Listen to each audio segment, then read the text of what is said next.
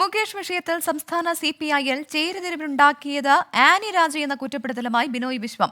സംസ്ഥാന വിഷയങ്ങളിൽ ആനി രാജ അഭിപ്രായം പറയേണ്ട എന്ന് ബിനോയ് വിശ്വം തുറന്നടിച്ചു. പാർട്ടി സമ്മേളനങ്ങൾ തുടങ്ങാനിരിക്കെ ആനി രാജയെ മറയാക്കി പുതിയ ചേരിതിരിവ് രൂപപ്പെടുന്നത് മുന്നിൽ കണ്ടാണ് ബിനോയ് വിശ്വം സ്വരം കടുപ്പിച്ചത്. ആനി രാജ NFIW നേതാവാണ്. അതൊരു പാർട്ടിയുടെ ദേശീയ സെക്രട്ടേറിയറ്റ് അംഗമാണ്. കേരളത്തിലെ CPI രാഷ്ട്രീയം നിലപാട് പറയേണ്ടത് കേരളത്തിലെ CPI സ്റ്റേറ്റ് സെക്രട്ടറിയാണ്, അതല്ലാതെ വേറെ ആരും. മുകേഷിന്റെ രാജിക്കാര്യത്തിൽ സംസ്ഥാന CPI-യിൽ ഭിന്നതയുണ്ടെന്ന് തോന്നിപ്പിച്ചത് ആനി രാജയുടെ ഇടപെടലാണെന്ന കുറ്റപ്പെടുത്തലാണ് പാർട്ടി സെക്രട്ടറി ബിനോയ് വിശ്വത്തിന്റെ വാക്കുകളിൽ. ആനി രാജയുടെ പരിധിവിട്ട പ്രതികരണമുണ്ടാക്കിയ സമ്മർദ്ദമാണ് അടിയന്തര എക്സിക്യൂട്ടീവ് വരെ വിളിക്കേണ്ട സാഹചര്യത്തിലേക്ക് നയിച്ചത്. എക്സിക്യൂട്ടീവ് ചേർന്നപ്പോഴാകട്ടെ പാർട്ടി സെക്രട്ടറിയുടെ സമീപനത്തേക്കാൾ മേൽക്കൈ കിട്ടിയത് ആനി രാജയുടെ വാദഗതിക്ക്.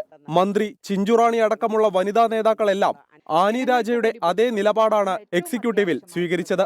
ഇത് സ്ഥിരീകരിക്കുന്നതായിരുന്നു ചിഞ്ചുറാണിയുടെ 24-നോടുള്ള ഇന്നത്തെ പ്രതികരണം.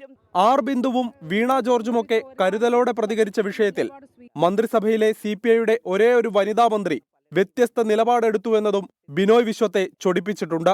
പാർട്ടിയിൽ ഒതുക്കപ്പെട്ട പ്രകാശ് ബാബുവും നേരത്തെ ശക്തമായ നിലപാടുമായി രംഗത്ത് വന്നിരുന്നു. പാർട്ടി നിലപാട് സെക്രട്ടറിയേക്കാൾ കരുത്തോടെ പറയുന്ന ഈ പ്രവണത മുകേഷ് വിഷയത്തിൽ മാത്രം ഒതുങ്ങില്ലെന്ന് ഔദ്യോഗിക പക്ഷം സംശയിക്കുന്നതും അതുകൊണ്ടാണ്.